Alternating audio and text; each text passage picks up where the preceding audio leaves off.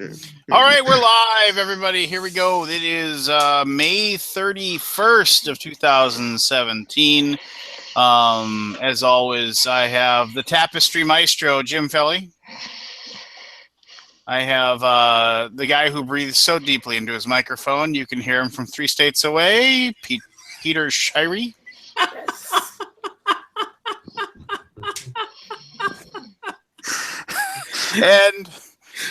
And well, first of all, we have Anthony, as always. What up? Still stinging from his crushing defeat of initials that I gave him 5 weeks ago. Yes. Yeah. I cut myself every day. Oh, please don't. But we have special guests tonight. We have the mad genius himself, famed board game designer Stephen Avery. I'm a legend in my own mind, y'all. Woo! And that is not the Stephen Avery that was involved in that thing with the other stuff and the guy and the person. So not the same guy. Yeah, it was. You know it was. Yeah. Hey, Keith. I gotta go kill somebody now. Sorry. Oh, and here we go. And of course, the professional hanger-on turned media star, Keith Collins. Yeah, sorry I'm late. I was gaming. So what a shocker. So here's a funny thing. You notice we had to, point out the fact that he's not the killer, but we said nothing about the baseball player. Yeah, that's true. I am the baseball player killer, and both, all three actually. Just depends on which personality you're talking to. So, anything interesting happened to anybody in the last week or so? Anything interesting happened? Summer break, woohoo! My kids have last day of school tomorrow, so yeah. Yeah, my daughter They graduated kindergarten last week. Yeah, my son graduated preschool, or graduates technically preschool tomorrow, so yeah. Yay, congratulations. Woo! Big events, buddy. Big My events. daughter shattered her iPad, so that was my excitement. How'd she do that? She dropped it on the garage floor, just splintered the crap out of it. Ouch. It was a very thorough splintering. Yeah, it was. It still works, except for the razor sharp shards of glass on the cover.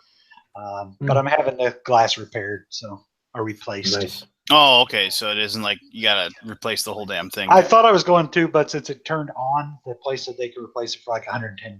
So that's cheaper than $430. Yes. That would be less. Yes. You are good at the maths there. See that? See the maths? Look at that. That's one That's for what Keith, college degrees zero do. for everybody else. All right. Well, before so Stephen, I don't know if you've ever watched the show or had anything to do with it. Probably not. That's okay. You can join the illustrious group of everyone. But If he's mean, I'll burn his game on air. How's that? Well, there you go. So Stephen, I want to give him a little bit of pub right away.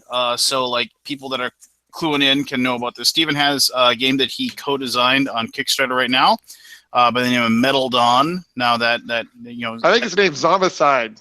Zombicide is the game. Yeah, please, we're struggling. Please back Zombicide. Whatever you do, we just need to make the game. Right, we just want to get it out there to everybody. So, no. So tell us about Metal Dawn. Give us your elevator pitch about it. I'm not good. I'm going to use my Chris Bartlett's elevator pitch. He says it's like Pandemic meets Dead of Winter if they had like a robot baby. Right. So it's got a Terminator, like a T2 kind of setting where the machines come alive and they're taking over, and it's got that kind of pandemic-y tactical part where you're trying to, keep things from spawning too quickly and kind of keep a lid on stuff. But while you're doing that, you're also trying to crack the codes. The artificial intelligence has uploaded itself to like a satellite and is kind of coordinating all the attacks from outer space. So you're trying to fell the satellite, and then when you fell the satellite, it kind of shifts up in the game. The satellite crashes the Earth. It creates like a giant robot, and then you have to fight them. But it looks a little bit like Dead of Winter because it's got a lot of standees, and it has a little bit of that feel like when you're, like in Dead of Winter when you're exploring a location, the zombies start to fill up in that area, right? So it's got that kind of feel to it because of the standees, but it also plays a little bit like Pandemic in that, it's a kind of a cooperative, and you're trying to clear out the zones all the time, gathering that intel. Pretty much you're trying to force endgame before you get overrun, basically. You just described your game as 2 games Lance hates. The weird thing is that I've played it, and I'm working on a review actually, and I actually kind of enjoyed it. But I think it's because it helps. It definitely has a Stephen Avery feel to it, and I've definitely enjoyed the things of his that I've played. So and he's even, and admittedly, I'd be saying that even if he wasn't here. So well, thanks, man. I was lobbying to put like live ammunition in the box, but I don't think it's gonna happen. I've got some. Yeah, I'm pissed. Go make some more ammunition there. I'm low. I've not got that much left. Do you hand load? Do you hand load ammunition? Yes, I do. I've got 2,000 bullets coming Friday because I'm low on ammo. Oh my gosh, that's not much. I go through like 300 in a setting. There's a whole dark side to Keith Collins. Nah, I've been shooting competition, and I mean, one competition you go through at least 200 rounds or so. So when he says shooting competition, he means the other shooters. Yes. Right, exactly. I'm not having a showdown at the OK Corral. No. The most deadly game. But yeah, so there you go. Well, so just go ahead, if you're listening to this, head on over to Kickstarter. Check out Metal Dawn. Like I said, it is a very fun game. My daughter and I enjoyed it a great deal, and like I said, I'll have a video up here most likely tomorrow afternoon. And if you Thanks, Lance. I appreciate it. No problem, buddy. All right. So then I don't know. Now, well, I don't know. Does anybody have Keith? I mean, I didn't really get to ask you much, but you're good. You're happy. You're safe and sound. Why wouldn't I be safe and sound? I don't know. You're running out of ammunition. No. Hey, and strangely enough, actually, here is my copy of Metal Dawn right there. Sweet. I love all the stuff blowing up on the cover. That's like the best part. There's like, it's like straight out of an 80s action movie. It needs like a cheesy one-liner at the bottom too. Some guy putting on sunglasses and the yeah in the background. But no. To die and die again. Hey, what's ever gonna happen with that weird game I played last year at that horrible convention down in Florida that we were at together? Which weird? You have to specify when you say which weird game because there's a lot of them. Well, that one where it's like where it was like it was kind of like a weird Big Trouble in Little China thing. It's like you cannot defeat whatever his name was, like Cherno Fowl or whatever his name was. It was like you played the Kung Fu one, the Kung Fu game. Yeah, the Kung Fu one. Yeah. I honestly I dropped the ball on that a little bit, but I'm trying to wrap it up and get it to Zev. He has some interest in it. Cool. But yeah, I like that one. It's kind of a miniature. I love the setting. I love that kind of cheesy martial arts thing. But it's a kung fu game where you string these crazy moves together, and each of the cards gives you like a different ability and adds to your dice pool. So you can play some cards that just give you a whole lot of power dice, and then other cards that let you manipulate the dice or manipulate the board. So yeah, I'm trying to wrap that up. The mechanics are done. I just want to do some scenarios and really try to pull in as much of that cool martial arts feeling as possible. But I've had other stuff that has taken precedence, so I had to kind of put it on the back burner for a little bit. How about your piss off the TSA game? Don't you have the rubber band gun that you're not allowed to travel with? Yeah, the rubber. Yeah, I actually got a copy over to BGG one time, but I was even before I stepped up to the before I stepped up to the TSA, I was like, okay, well, I'm just going to hand this to you because you're going to want to look through it. You know, it's if you don't know about it, I have actually I have a couple of games that use rubber band guns, and so one of them is called Rubber Banditos, where you hide treasure out in the desert and you send your little bandits out there to go pick up the treasure, but everybody's shooting at you with rubber band guns. So Cool Mini or not picked it up. Unfortunately, I don't think they're going to make it. So I'm gonna have to see if I can acquire the rights back from them. Well, touch Pete, he's right there. Those guys suck, man. Yeah, no, I talked to Eric Lang. He's now the gatekeeper for any game that gets published. So and frankly, they acquired so many games so quickly that they have a backlog of games that they're trying to weed through right now. So yeah, we'll see if I can get that back. But if not, I'll try working on one of my other rubber band gun games.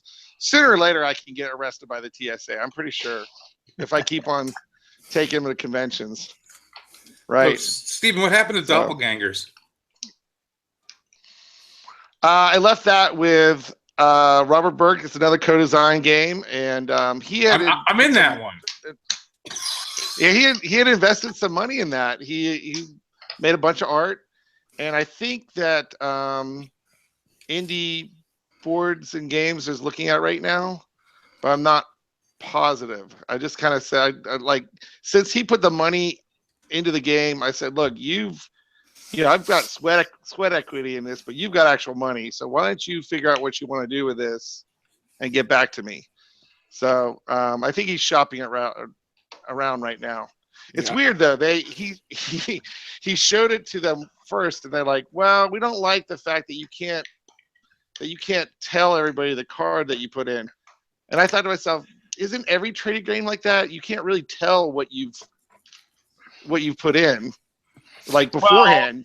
Well, you can claim it afterwards, but you can't say beforehand because then people would be able to verify that, right?" You have to be vague and stuff. Like, I mean, like when you play Battlestar Galactica, I mean, like the big thing is it was like you can't ever say, oh, I can put 5 points in. You say, well, I can put a fair amount in, or I can help. Right, you say I can help in engineering, right? And so, but you can't claim. Well, actually, you can't say that. You can't say the colors. The only thing you can say is I can help a little. You can't. I can help a lot. I can help a little. I can help a lot. I could probably take care of this all by myself, so nobody else put any other cards in.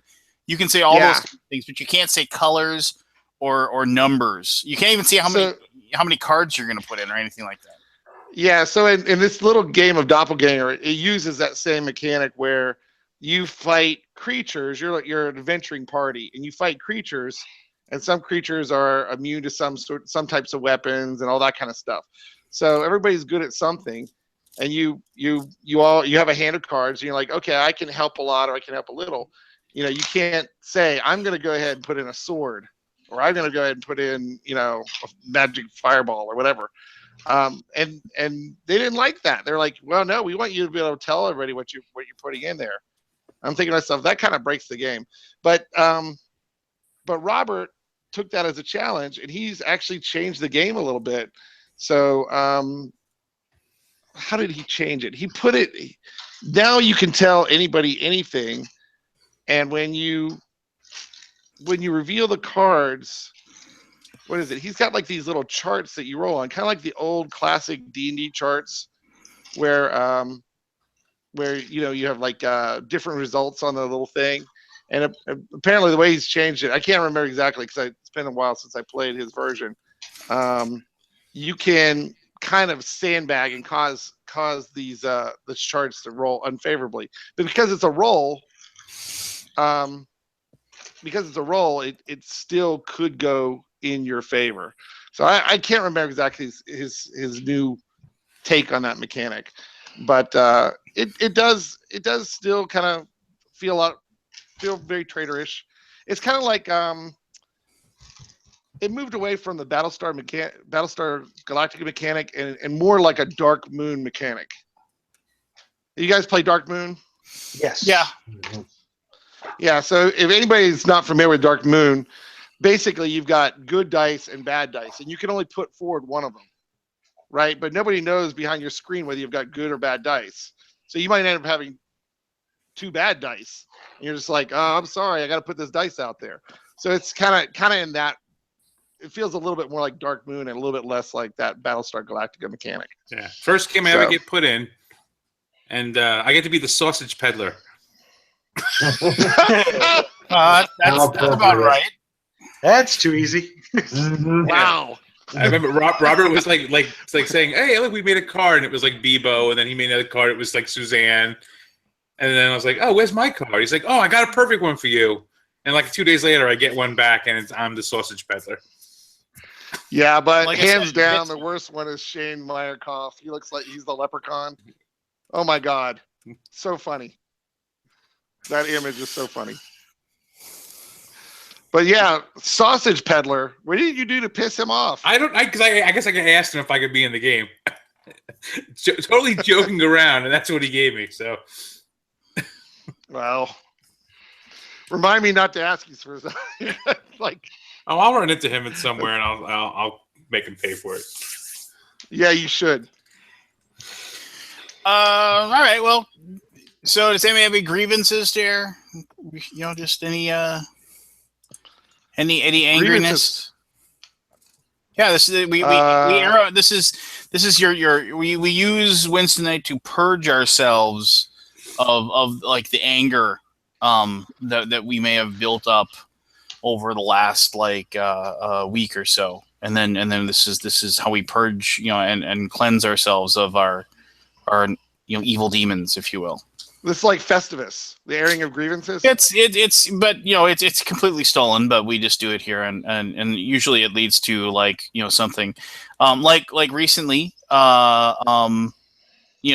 this isn't really so much a grievance as much as it was like one of those things where my mother is very particular about her food when she goes to restaurants. Like, she likes her food done in a certain way, and when they make a mistake with her food, it is a process, and it is I love my mother, and she is so very dear to me, but it was one of those things where I was trying to intercede on her behalf to go and talk to the waitress before she got back to the table and just take care of it. But my 74-year-old mother was having none of it. She was tracking down the manager. They didn't make her omelet right, and that was so not so much a grievance, but just like an hour-long breakfast that feels like 7 hours long because they didn't make her bacon right, and so that was making pancakes. that was rough. What was the other thing? Oh, and I've discovered that 9-year-old girls are very petty. That's why you should stop hanging with them. Yeah, they're gonna hurt your feelings. No, it was I've had to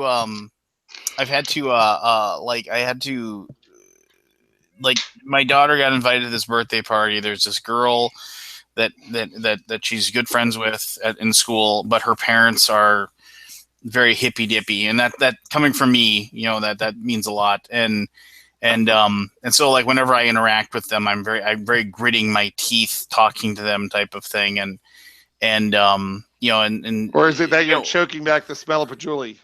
Well, it's one of those things where it's like, do whatever you want. And they're definitely raising their daughter in a hey, just, follow your spirit, that kind of thing. They're definitely, so they give her a lot of freedom. And so there's a lot of parents that kind of have a problem. So she's got this birthday party and my daughter is going to go to it. But then I got a call from another guy who was like, my daughter wants to go, but I'm really, his ex-wife was upset that she didn't want her to go. And he's like, it's my weekend, so she can go if she wants to. And so now I have to kind of play I don't know, border guard or border patrol because his daughter doesn't have a cell phone. So my daughter does. And so she's got the phone. And if anything goes wrong, she's got to, oh geez, it's just, and then these 9-year-old girls are all arguing because some people got invited to this party and some didn't. And it's weird, man. It's like it's already started. It's almost like they're children or something. Yeah, no doubt. So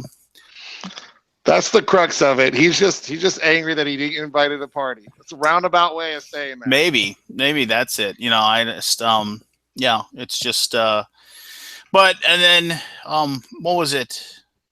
I got stuff I can't really talk about that I'm hangry about. No, because it's a public forum and so off air I've got though I will say this, Dan Patrice and Chris Kirkman had me on their podcast earlier this week, and this isn't a grievance at all. They are I've been a long time since I talked to either of them, and that was a very, very good conversation I had with both of them, and I was very happy to have that. So I don't think I've talked to either one of them for a year. I bet. Yeah, so I think probably Origins, maybe Gen Con. Yeah, so check out if you want to hear me talk about forever, because it's me, because I talk a lot, just about everything and anything. Go check out the Geek All Stars podcast from earlier this week, and you can listen to us talk about movies and comics and a little bit of sports, and we talk a lot about Origins, which is coming up. 9-year-old girls. No. Yeah. So not too many grievances out there. Well, I don't know. got It's one just, though. what's your grievance? I was just gonna say The fact that it looks like you're in a hotel room right now. That's right. You look at it's just like this Kicked blank out. wall. It's just like. No, go ahead. I know. I need to get some games behind me or something. I was thinking I would sit near games. I would just randomly float them across the screen while I was talking. They're just what other game just. Anyways, no. Politics on my Facebook feed is starting to flare up again. For a long time there, I was hiding all the political posts and culling through them, and finally it gotten to where I really liked looking at Facebook again because it's mostly fun posts about games and game design and all that kind of stuff. And all the politics have reared its ugly head again, and it's dominating my feed. So that's one thing I would like to change. Well, it's just one of those things where I don't know. People love to talk about stuff, So I don't know. Yeah, I don't know. I tend to tune out on Facebook when a lot of the people are. Well, it's just echo chamber stuff that bothers me, right? It's just when it's just the one person who says this guy sucks, and then their 15 friends all chime in. Yeah, it's just and then when you point out that it's just not really doing anything, then they get upset. They're like, well, why is it wrong for us to have a conversation? But I said, it's not wrong, but I mean, you're not really doing anything. You're just kind of, all attaboying each other and patting each other on the back. And it's just, I mean, if that's what makes you happy, then yeah, do it. You should do it all day long, but don't be surprised when I just kind of hide you, and I don't bother, seeing what you have to post in the future, and that sucks too, because then you're like, well, they can post some funny stuff or whatever, or they'll post something that's kind of poignant or whatever, and you're kind of looking forward to that, but then you'll never see it because of the fact that 90% of it is stuff that you just don't want to bother to read. But so I'm going to jump on the grievance wagon there. So my grievance is with the fact that everyone has put someone on one side and put them all on the same team, whether they're supposed to be there or not. So this whole thing with the Kathy Griffin posing with the severed head of Donald Trump, and people being upset about it and thinking it was not tasteful or anything. And of course, people are going, well, what happened when Ted Nugent did all? I said, you know what? Ted Nugent was an asshole too. You can both be assholes. It's fine. Why is it automatically that everyone who's saying this is wrong? Where were they when Ted Nugent did it? So I was right there saying Ted Nugent was an idiot saying what he was saying. Yeah, where's Ted Nugent now? I mean, but they're but he was invited to the White House, and so how many freaking rapists and murderers and adulterers and child abusers have been invited to the White House? Probably about. I haven't been invited to the White House yet. Just saying. But I'm like, it's not. This is the problem, and we've had this discussion during the whole election thing. Okay, you don't have to be on one side of the aisle. You can be on this side of the aisle for this thing and this side of the aisle for this thing. And you know what? I am a registered Republican. I am not your typical Republican. But I am nowhere near a liberal Democrat. But there are things that the Democratic people go for that I'm like, yeah, cool. Yeah. Equal rights. Let's go for it. You're really Same-sex closer to marriage. like the pros. You can have it. You're really closer to the pro sausage party, really.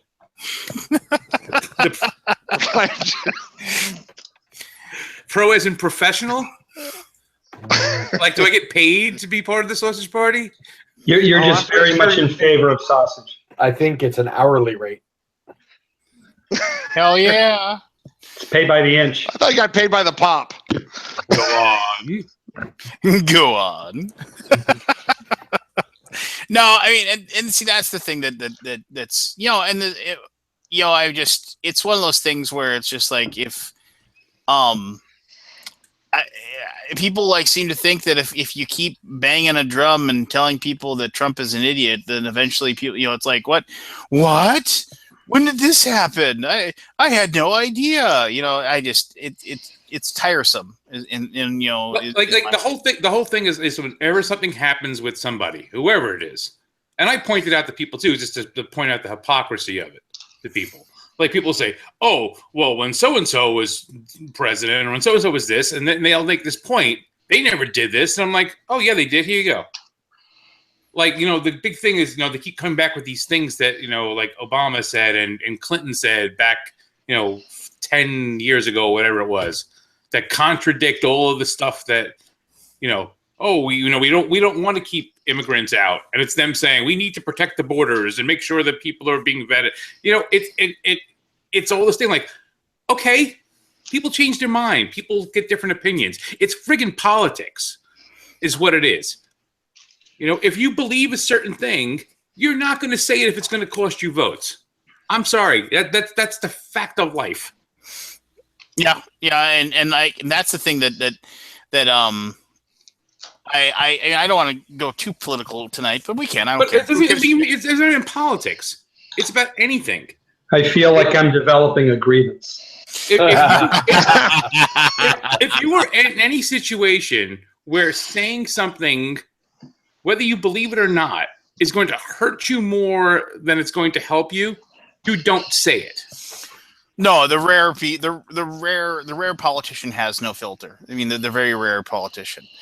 And I guess, in a weird way, then Trump is kind of a breath of fresh air because he doesn't have a filter. He's just like, whatever, I don't care. And that's the crazy thing too, where it's just like, if he was impeached or whatever, which isn't going to happen, but he seriously wouldn't care. He just would be like, yeah, I mean, oh, whatever, fine, I'll just go sleep on my bed full of money for a while and wind down the clock. That's just, it's one of those things where it's just like, it's when people are just insufferable about pointing out each and every little minute thing about anything they possibly can do. It's just like, oh my God, just let it go. So here was my personal chuckle today after the whole Kafifi thing. So they had this whole thing. He's talking about, pulling out of the Paris Agreement, for the clean air, green air, whatever the hell the thing actually is. And then as I'm reading this, I'm looking through something online, and I see this video about them cleaning out this channel in Paris. This channel that's been there since Napoleon. Napoleon had this thing actually commissioned to build, and they actually dammed it off and drained it to clean it out. They haven't cleaned it out since like 2001. All right? There was literally like 1,000 bicycles and mopeds dumped in this channel. That's awesome. There was like 50,000 wine bottles and just radios and just crap just thrown into a friggin' channel in the middle of Paris. And you're sitting there going, oh, but the Paris people, the Paris Agreement, and it's all about protecting the environment, and they're just throwing shit into the friggin' channel. You have to see it. It's the friggin' weirdest video ever. There's like this piles of like bicycle parts and everything. It's like there was a friggin' like brand new motorcycle in there that must have been like recently because it hadn't decayed or anything. And I'm like, that's where you dump everything? Well, I mean, and that's in that, that's like one of those local things where people are like, oh, let's go throw it all away in the channel. I mean, that's what they got. It probably is one of those things where I lived in this apartment that was above, it was in downtown Fargo, and it was above this, this TV repair shop. And we all had the windows in the kitchen. The kitchen was in the same place in each of the apartments. In the back apartment, there was apartments in the front, apartments in the back. In the back apartments, we each like the windows opened up, and you could look out through there was a fire escape, but you could look out, and then there was this dumpster that was out there, and it was open. It was the repair shop's dumpster, and everybody would throw their beer bottles out their window trying to hit. Now that just sounds like fun to me. Yeah, no, right? You'd be drinking and you throw your beer bottle out trying to make it into the dumpster, and of course you'd miss, and like there'd be glass all over out there. But it was just, but then it just became a game. It was just like, okay, chug your beer, throw it out the window, try to make it in the dumpster. And I got evicted from that place. I wonder why. Hey, before we get off the subject of Facebook, because we kind of derailed, the thing I have enjoyed seeing on Facebook is pictures of Pete's sharks. Those were cool. Thank you. Yes, I will have more. He's pulling a new shark today. It's like, look, this is the one with like the burned out eye. I will have two more coming in a Jaws couple mythology like Pete does, though.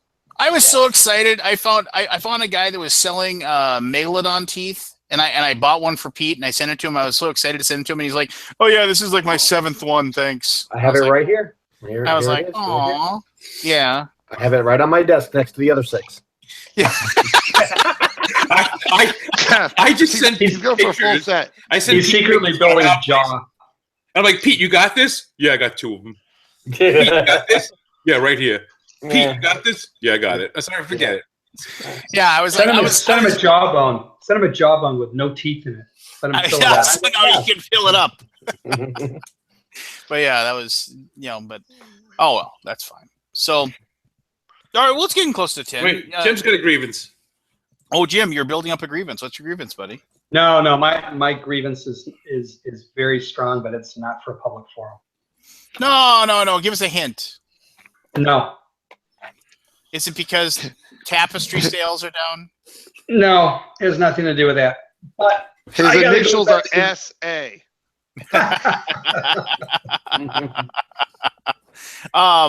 A silvery arthropod. Forrest has a grievance about his barber.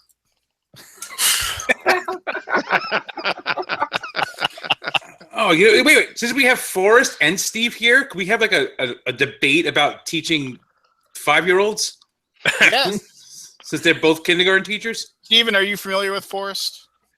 I don't know. I don't think we've actually met before. I don't think so. Come all the way. Forrest Forrest is a video reviewer, Bauer's Corner.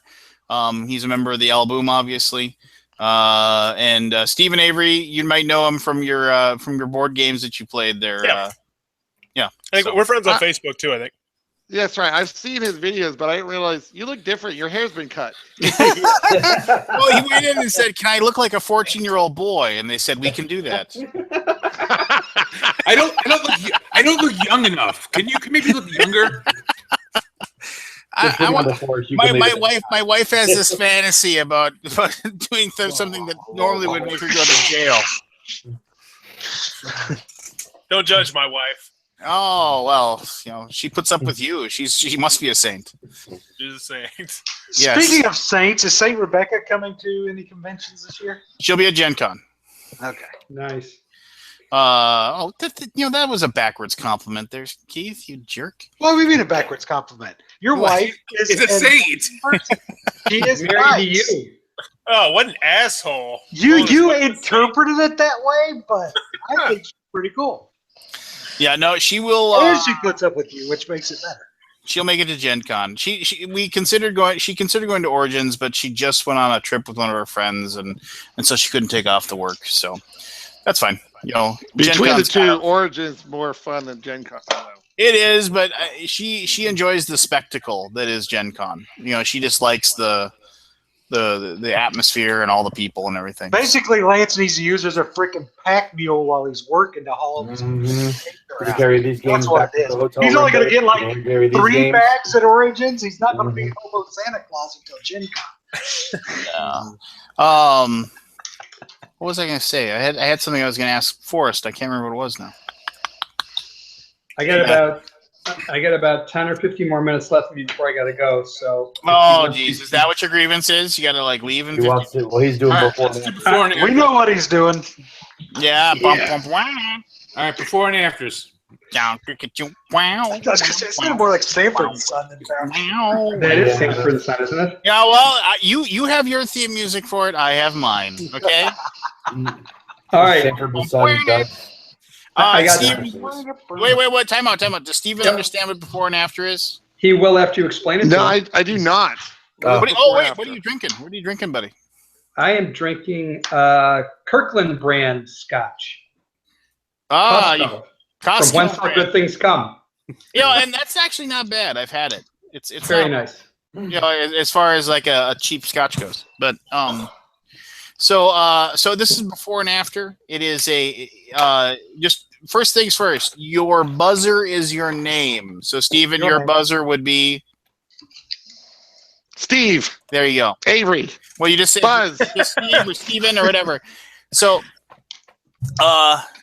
Jim is going to read off a sentence, and it's going to describe 2 things that are going to have something about them that is the same that is in the name. So if, like, let me just see here, like, I'm trying to think of one off. You know the one you always use. Well, I just don't want to use that one because, like, it's got sports in it, and a lot of people don't know. Okay, here we go. Derogatory name for a black man. Hosted. Whoa! What? What? No. Let's back up a little bit here. Keeping Tom Bassett. So what if we said this? Keeping Tom Bassett. The angel at the gates of heaven does really love sharks, and the answer would be Saint Peter Shirey, because Peter's in the middle, so you'd say Saint Peter Shirey. Do you get what I'm saying there? That I wasn't think that I'm bad. tracking. What I I'm said. gonna I'll see how the first one goes. All right, so if you think you know it, you just say your name, and then Jim will call on you. There is no prizes here. This is just for glory. This is just for fun. So, Jim, knock it out of the park, buddy. All right. Number 1.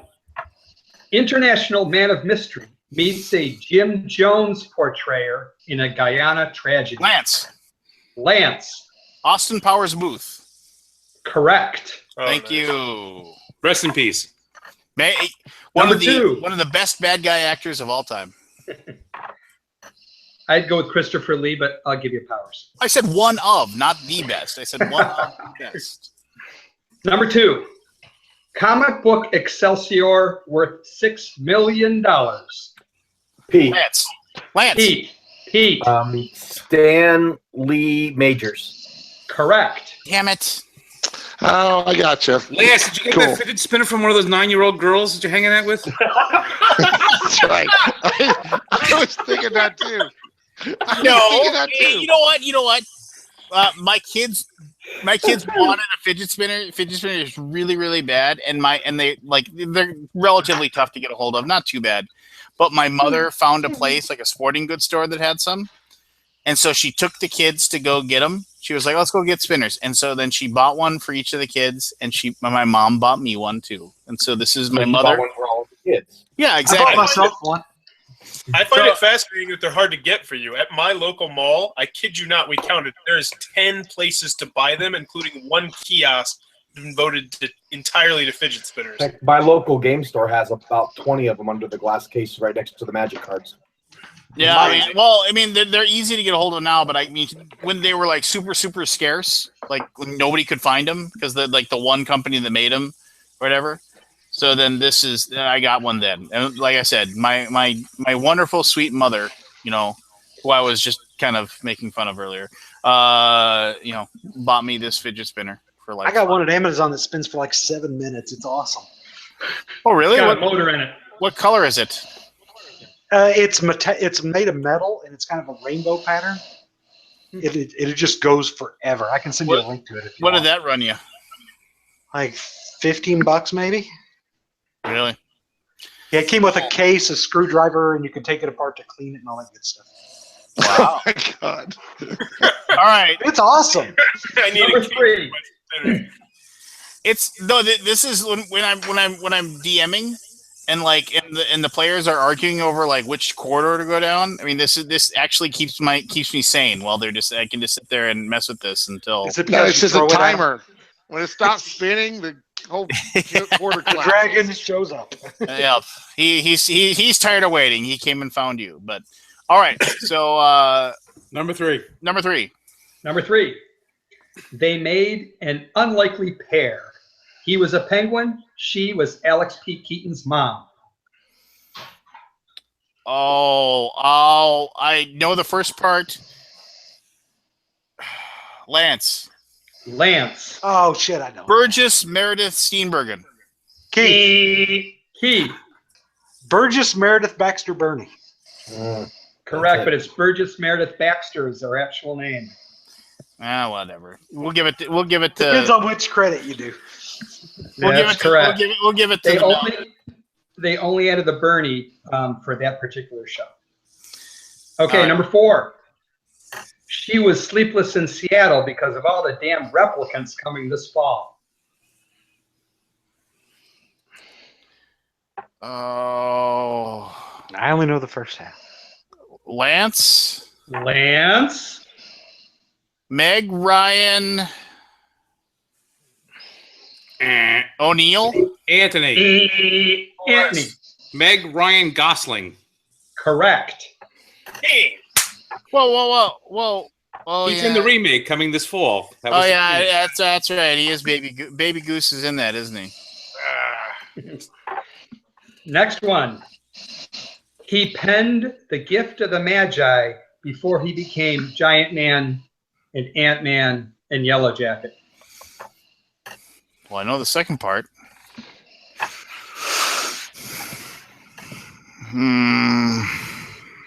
I need to break out Google.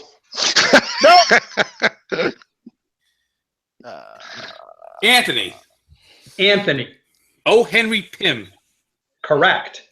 See, that's what Anthony does because we can't see him. So he just. All right, yeah, here we go. His friends call him Magic Mike. Her friends call her the little darling of the Bad News Bears. Anthony. Lance, damn it! Anthony. Tatum O'Neill. Correct. I knew that one. Here's a little bit of a trickier one. Guess who came to dinner with Dr. Jekyll, asked for one reason to stay there, then turned right back around? Oh. Anthony. Spencer Tracy Chapman. Correct.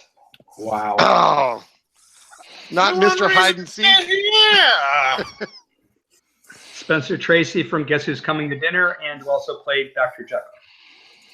yeah. I like Right. my answer better. Number 8. And he was Spencer Tracy was fantastic in one of my favorite movies of all time. It's a Yeah. mad world. Mad World. That was an excellent movie. Number 8. Late night talk show host takes to the top of the Empire State Building to swat airplanes. Steve, it's Forrest. Forrest. Stephen King Kong. I'm sorry? Keith. Lance. Keith. Larry King Kong. Correct. Keith. Late night talk show host Stephen King. Everybody. Forrest, did you actually? I think Forrest Forrest actually actually said thought he was Steve Larry Avery is for a second. He Rodney was trying King to buzz Kong. in with Steve's name. He did. He tried to buzz in with Steve's name too. Yeah, It's okay if you want to be like Steve Forrest. We won't tell. Thanks, man. That's like when he's not writing horror novels, he's hosting Late Night with Stephen King. Watch that. Number 9. You say a young girl's diary survived the Nazis? Riddle me how, Batman. Anthony Anthony. and Frank Gorshin. Correct. And the last one, and the easiest of them all. A guitarist with heart in the midnight hour. You woke too soon. Yeah, I did. Oh, Anthony. Nancy Wilson Pickett. Correct. God. And the master of Google wins again. Oh, shut your If fucking he can mouth. Google that fast, he deserves it. From now on, I'm going to start each of these with a phrase. Alexa, late night. Da, da, da, da. So you'll be at Origins, right, Jim? I will be at Origins. I'm going to be there all day Friday and all day Saturday. So what did you decide to do about the back of that one card? Oh, Panda reprinted it for me for free. Nice. I need to see So- that in person, Jim. That game looks beautiful. I saw thank you. Castle's review, and I'm intrigued. I need to see how it works because I was having trouble with his explanation. So, Well, Which game? It's called Bemused. What did Vassal have to say about it? So that's my grievance. Uh, look at me. Yeah. It's not what he said so much as his whole basis for his review was that it was a mediocre social deduction game. And it has nothing to do with social deduction. It is not a social deduction game. So this is So your that's design? what pissed me off. Yeah. Hmm. Aldi Is had it a, published then? yeah. Aldi had a great description for it. He said it's a strategic tank your enemy game. So, but I was just so pissed. I'm like, how can you even think this is a social deduction game? I'd like to extend my anyway. most sincere thanks to Tom for taking the time to play Bemused and review it. I would also like to clarify that Bemused is not a social deduction game.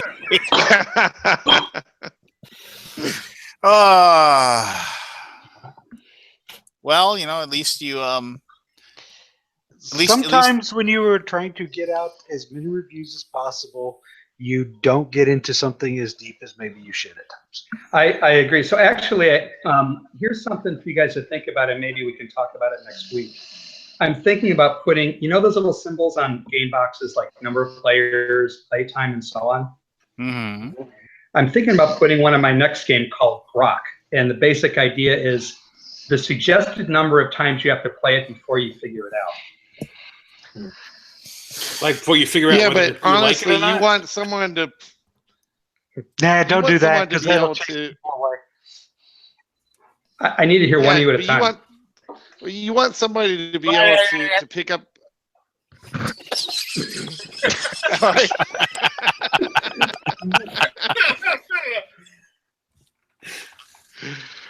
Honestly, though, you I want think somebody to be able. you need to. Welcome to the Alaboom, Steve. yeah, welcome. Yeah. All right. I won't say anything this time. I promise. No. I'm just saying. I think I that. also that think that maybe you should. I'm coming for you, Lance. Go ahead, Steve. Quick. No, I just think that to get a bad review. I also agree that bad reviews, is something that. But All right, no, I'm muting myself. Look here. but you've got to anticipate people not getting games right away and just say, look, I'm just going to try to make this game as intuitive as possible, and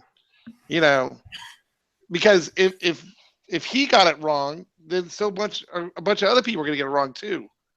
Well, Right? in all fairness, Oh, no argument. those two games were also. I mean, Jim's games are.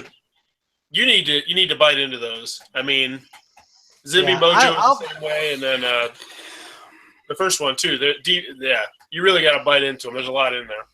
So I haven't played any of Jim's games yet, but I will say this, and it is not meant as an insult. Looking at Jim's games are very different from everything else.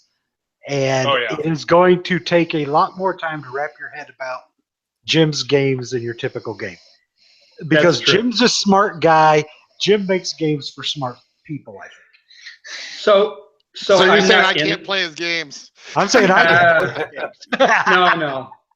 I've said this before. I'm not in this for the mass market, make money and run appeal. I basically just make games that I like to play, and I'll share them with people. And if they like to play, And it, that's why great. you should make games. Exactly. Yeah. That's exactly why you should make games.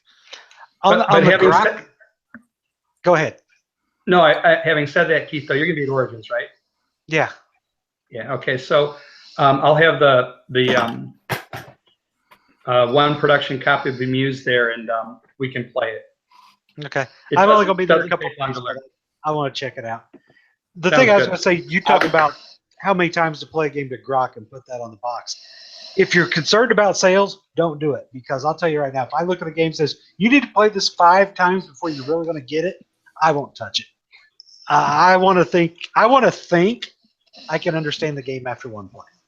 And if I can't, it's probably something I won't touch. Now, if you just want to make sure you have more satisfied customers, do what you want, right? Yeah. Well, that's the only reason. So I talked with Aldi about this a lot because I didn't respond to Vassal's thing for a while. I wasn't going to, because he can say what he wants. It's perfectly fine. I don't care. And it wasn't that bad a review. no.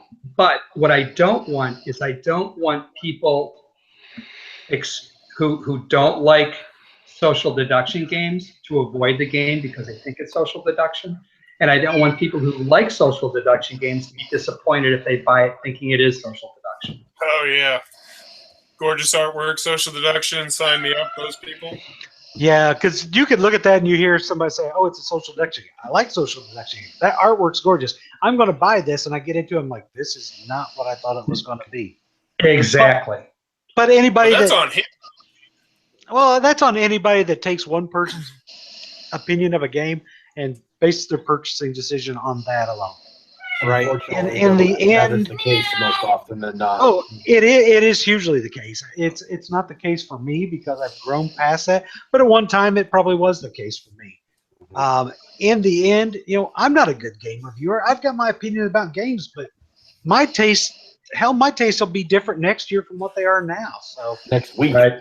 exactly. Like I'm in my Euro phase right now. I went through my dungeon crawl phase. I'll morph back and forth from one to the next. In the end, I'm just some asshole talking about a game, and what I say really doesn't matter. I can tell you what I like, and if you like what I like, you might like it. But I also like games that I know are shit games because I like shit games sometimes. Yeah, and a lot of the game is not the game itself. It's the group you play with and the social experience you have. Exactly. You can take a very mediocre game and you can make it into a great experience. But it's not worth buying it because the next time you play it, it will not be a great experience. I was talking about that with Scott Morris on Twitter today. A couple years ago at Origins, we played a game from Yellow called Shinobi Wata! And that game really is kind of garbage in the end when I look back on it. I don't really care for it. But when I played it with Scott, we had a great time because we were having a good time with the game. It's got a great title, though. Oh, it does. It has a great title, and it's fun with the right people, right? It's just one of those things. So, a great group can make a mediocre game good, and a bad group can make a fantastic game garbage. So it all depends on the circumstances with board games. Yeah, I agree. All right, gents. Hey, are you going to play initials before you leave, or are you done? I got ahead. I got an early day tomorrow and presentations to give. Good night, Get it, Jim. Jim. Wow. Hi, Jim. Nice meeting you. Nice to meet you. It's a true pleasure, Stephen. Good night, James. I'll talk to you next week. Have See you, fun Jim. storming the See you in a castle. couple of weeks. Now that's in my head. Thanks. All right. So, Keith, you have initials, right? I have initials. All right. So, Steven, now this is the second game we play, and this is for more than just glory. Oh yeah. If you win initials, I get that fidget spinner. no, you have to come back next week and host initials. Damn. Okay. So, And if somebody guesses who wins, they get a copy of Tada. Yeah. So like You got it. now we take a Pete, few get on moments. that. Yeah, I can I've make got that. one on my shelf. I'm okay. Now people will start tweeting to Anthony. How many do you think Anthony is going to get correct when he wins? So Pick me this week. I'm feeling lucky. I'm gonna Yeah. get 2. So what Keith is going to Right do over is he is going to read off 15 people, places, or things. But what it is that he's going to give 5 clues for each one of his people, place, thing, or whatever. The clues will be read off. You know, clue number 1, blah. Clue number 2, blah. Clue number 3, blah. So on and so forth. If at any point you think you know the answer, you yell out your name, Steve, and then you have to guess. If you get it wrong, you're out for that question, but you're not out for the whole thing. So like the next thing you'll get to vote on to try for. Whoever gets the most points wins. There is a tiebreaker at the end if somebody ends up tied. I will say this to all new players: the best thing you can do is if you have an idea of what it is, just guess. I mean, just throw it out there, because if you wait too long, Anthony will just get done Googling it and have the answer. So, the other thing is that what's going to happen is Keith is going to give us the initials that we're going to be using. So, you know, like whatever they might be, you know, UM or whatever, everything's going to have those initials. So if one of the things was, if the initials were SA, and they said board game designer hack who helped. Stephen Avery. Exactly. That's the answer to every question. Yes. So that's how that works. So Keith is now going to probably give us those initials. You are not allowed to Google. You are not allowed to look at anything. You're not allowed to watch the chat for this, because But you can take notes. But you can take notes. So if you can think of things that have the initials that he's referencing, you can write those out just so you have them fresh on your mind as they go. So, all right. Our initials. Got this. The initials for this week are M. Double M M is in Mary. M is in Mary. Candy. Steve, Candy. So I will clarify one thing for this list, though. It is possible that there could be ampersands or the word "and" in between the letters M. So, Steve, Merchant of Marauders. I wouldn't give any away, buddy. When you say that, people are now furiously writing down your answers. So you want to keep those things to yourself there.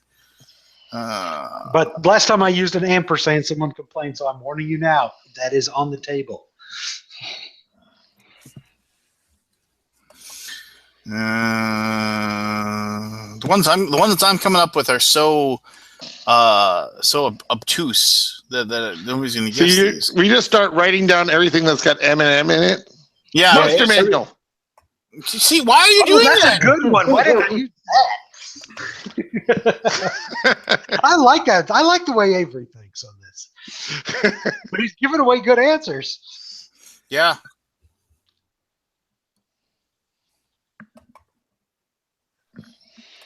Oh, is anybody guessing anything good in the chat? Let's see what's going on. Has anybody tweeted yet? Oh man! Oh, look at all these good things the chat's coming up with, and I didn't even think of those. Man, so many good ones. Don't look at the chat. That's cheating. No, I'm not looking at the chat. I'm coming up with more MM stuff. So. All right, I think it's time to start. I'm just gonna zen through this. No writing. Forget it. So number 1 has worked as a maestro, a mad scientist, a wolf, a doctor, and more.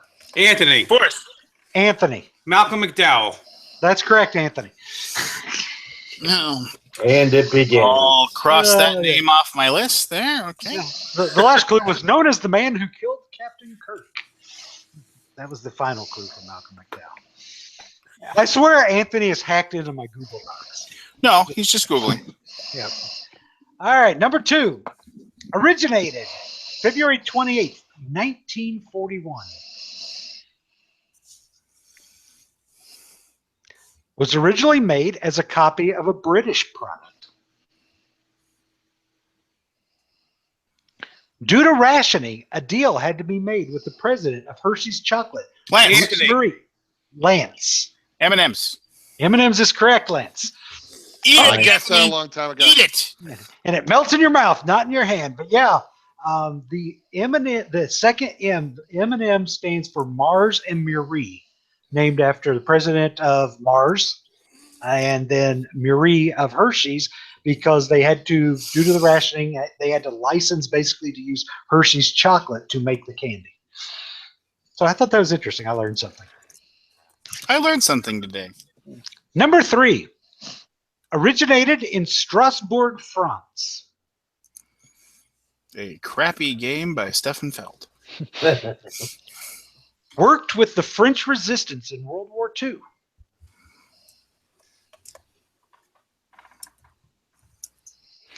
Is perhaps the most famous practitioner of his craft.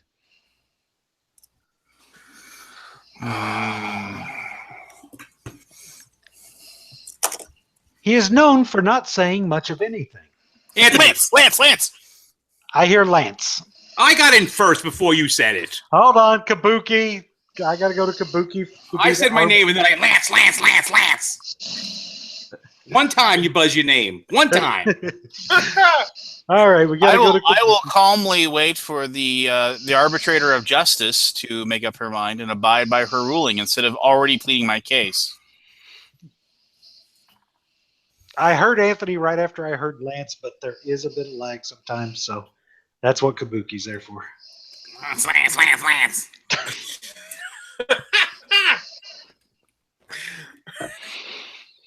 Do that again. Lance. Fire. Okay, Kabuki has to rewind to verify, so. That's fine. Kabuki, just so you know, Stephen, Kabuki Kid is a faithful follower of the Alaboom, and she is the arbiter of justice. Kabuki says Anthony by a hair. I will abide by her decision. Anthony. Should I give the answer by not saying it? So I technically am. No, being because meta? that doesn't prove you know. Okay, Marcel. That is correct, Anthony. In the movie, in the silent movie by Mel Brooks, he's the only person who has a line.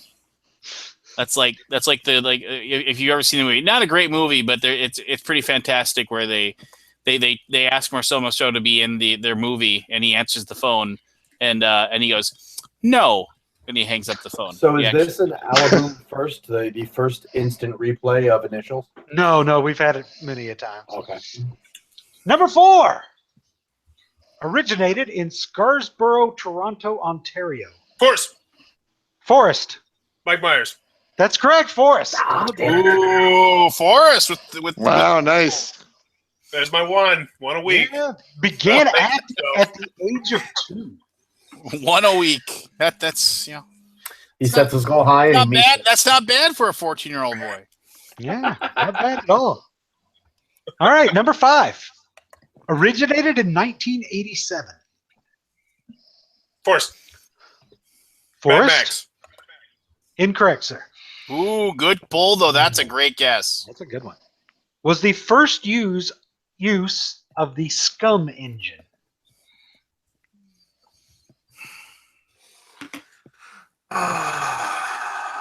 Was eventually adapted into a television series. Anthony. Maniac Mansion. That is correct, Anthony. Ooh. Pulling out the LucasArts stuff. Yes, established Lucasfilm as a competitor to Sierra Online in the adventure game genre, and it had a sequel called Day of the Tentacle. I love that Maniac game. Mansion was fantastic. I did too. I loved it. One of my favorite all time. Just the fact that you got to play, you depending on which people you picked, you had to win the game a different way.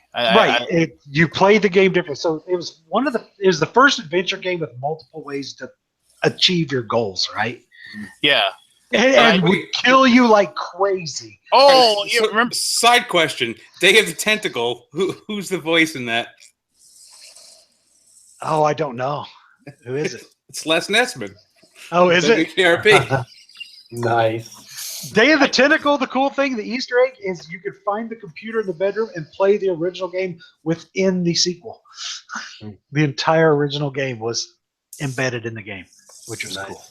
Nice. All right, number 6. Originated in St. Joseph, Missouri. Anthony. Anthony. Eminem.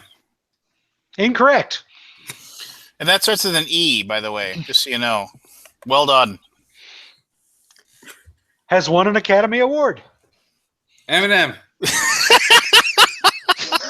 Anthony's already out because he missed it. Pete. Pete. Michael Moore. Damn it! Incorrect. Oh, Eminem. good. Has won 15 Grammy Awards. Eminem. Of course. Marky Mark. Forrest? Incorrect, Forrest. Eminem. Shut up! Hey, you're out. Be quiet. Is a rapper, producer, and actor. Eminem. Oh, I know what. God damn it. Last clue. Is otherwise known as Eminem. Eminem. Oh no! I don't know his name. I know his it. name. I knew who it was, and I blew with the stupid name. Oh All right, we're going to count her down. 5, 4, 3, God. 2, 1, and 0. Marshall Mathers. Damn Marshall it. Mathers. I wrote that down too. I had it, and I'm like, Eminem. I laughed when you said, I'm like, he knows the answer, but he totally screwed it up. All right, fine. Number 7. Originated November of 1955. Was a founding member of the JLA. Pete. Oh, Avery. Martian Manhunter. That is correct. Damn it. How did I not? Damn it. Very good. The score currently is Anthony 3, Lance, me, Pete, and Forrest each with 1. Yep. Woo! Runaway. Number 8. Hooah. Number 8. Originated in 2012. Anthony. Anthony? Merchants and Marauders. Incorrect, sir. Sucker. Has 2 sequels and a spinoff. Eminem. Was designed by Jerry Hawthorne. Ooh, Pete. Pete? Mansions of Madness. Incorrect. sir. Oh. Oh, It was this is the Plaid first Hat major game. hit for Plaid Hat Games. Jim. Of course. Wait, can I have the thing again? Oh, Lance. I heard Forrest before Lance. Well, repeat the question. For Forrest him. buzzed in. It was the first big hit for Plaid Hat Games, is what I said. So, Forrest, yes, sir? Mice and Mystics. Mice and Mystics is correct. Nice. But that wasn't the first big hit for them. That was the first Yeah, big Summer hit. Wars. No, Summer Yeah, Wars. Summer was their Wars. first game. Summer Which Wars was did their okay. first big hit. But Mice and Mystics was their big hit. That's the one that kept hitting the reprint button. Boom. I'm coming Boom. for you, Anthony. Boom. For 'em. I'm coming for you. Ooh, I'm call you out. just guessing things on the first one. He is. All right, Do it. number 9. Originated in Haddonfield, Illinois.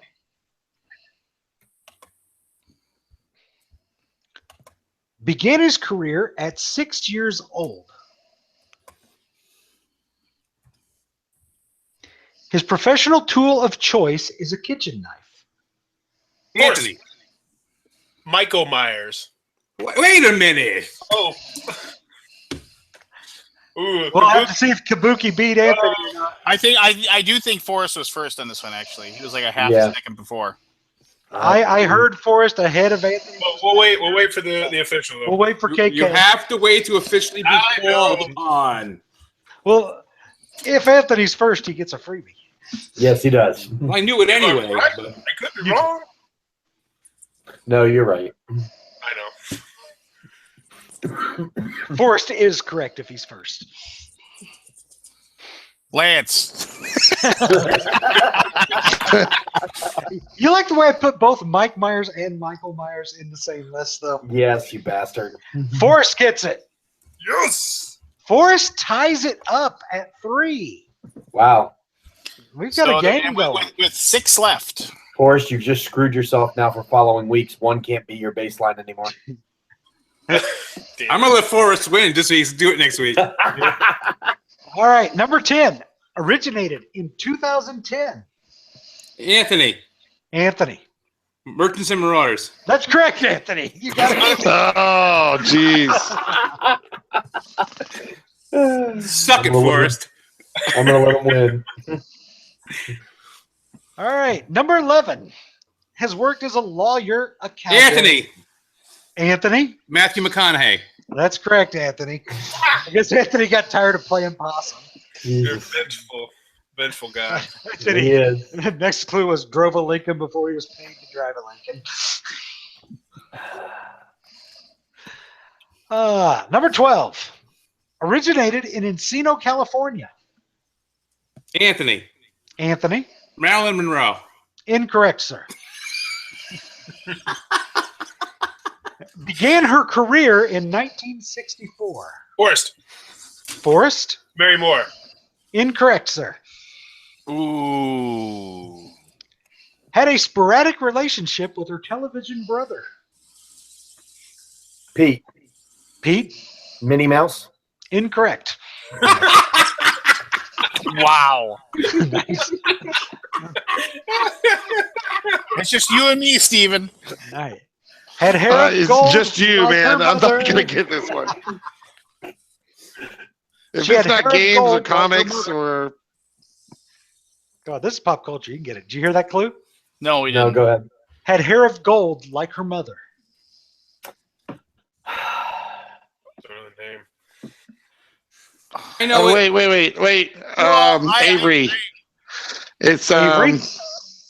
Oh man, what was that? Google faster, Sitcom. Avery. No, I'm not googling. Look, hands up, right here. No, I can't get it. Eminem. I can remember the Last- jingle. All right. Avery's out. Lance for the last clue. I don't know her last name. Best known as Marcia Brady. Yeah, I know. I know it. Well, All right, I'll give Lance 5 seconds to pull I don't. it out. I don't. It's over. All right. Anthony, what was it? Maureen McCormick. Maureen Yeah. McCormick would be correct. Wow. Obviously. Obviously. Obviously. Number 13. Originated in Spavinaw, Oklahoma.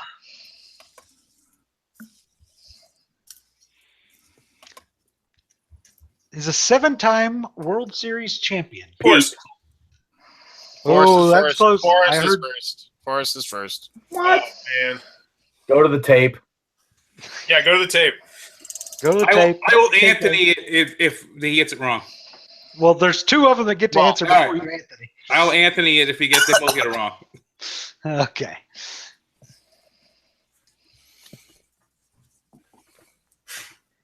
As we wait for KK to decide. Do. Oh, crap. KK is checking. So I has played my Kabuki first Girl full been game- on the show? No, we can't get her on. Why She not? refuses because she has class.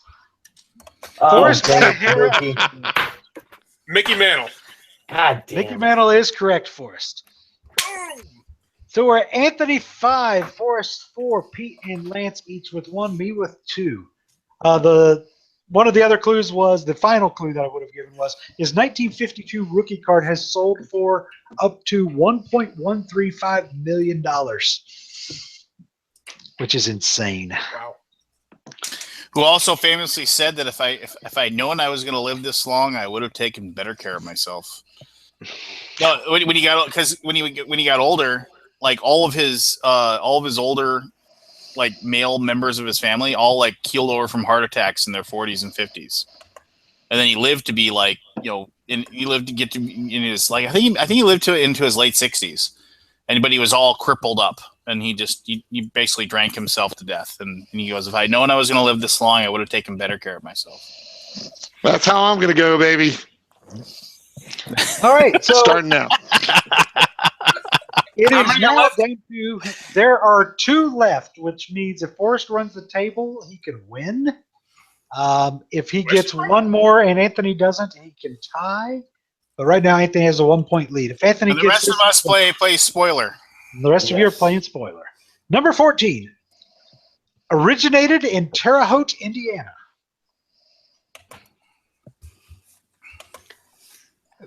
They began their professional career in 1974.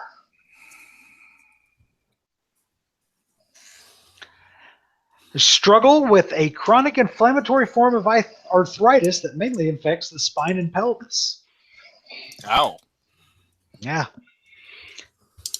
Retired in 2015. Best known as the lead guitarist for Anthony. Motley Crue. Anthony. Mick Mars. Mick Mars is correct. One And left. Last question. Who's the lead singer? Or, Motley Lead Crue. guitarist for Motley Crue. Motley Crue's guitarist. Mick Mars. Like, Mick Mars is so crippled up from his disease that he is 3 full inches shorter because he can't bend upright at all. He he can barely move. It's sad, but his fingers still fly. But it's one of those sad things where you see a guy that's that talented just being unable to do what he's great at. Number 15, actor, comedian, writer, composer, and musician. Forrest. Forrest? Marky No, not Marky Mark. I'm sorry. Oh. After being both a musical guest and a host on Saturday Night Live, he later joined the cast. Lance. Lance? Mike Myers. Incorrect. Has been known to go to 11. Oh, damn it. Oh, what the? Oh. He is one half of Lenny and Squiggy. Oh, what the fuck is his How last do you name? not know this? I can't remember his last name. I can't think of his last name either. Oh. Oh. Anthony. Anthony. Michael McKeon. Yes. That's correct, Anthony. I'm sitting there going, Michael. Ah. Who is having a fantastic run on Better Call Saul, if you're watching that. What's wrong with being sexy? He's the patron saint of quality footwear. So the winner is Anthony with 7. Good job, Anthony. Forrest, second place with 4. Third Well place, done. me with 2. And Lance and Pete bringing up the rear. And Stephen Avery's buzzer was broken. Yeah. 0. Avery, Monster that- Manual. Okay, so I'm going to check with tweets. All right, I apologize to Sam, Sarah, and Sir Bob for saying Eminem instead of Marshall Mathers because they would have both won. Well, no, if multiple people, I'm not giving away multiple games, so it's No, then they fight it out to the death. yeah. A real boxing match for a copy of Jab. What we should do for a tiebreaker, in case people guess the vote, is they guess second place in that number. And whoever's closest to second place can have the tiebreaker. Remember? Okay, you guys remember that website Tanga, right? You know, and they'd have board games and stuff like that because they were originally like Uber Play and whatever. The same people that had Uber Play ran Tanga, and they give away games. You know that that was a pretty fantastic idea they had about the whole thing about like you picked a number, and whoever picked the lowest number won, but you couldn't duplicate the number.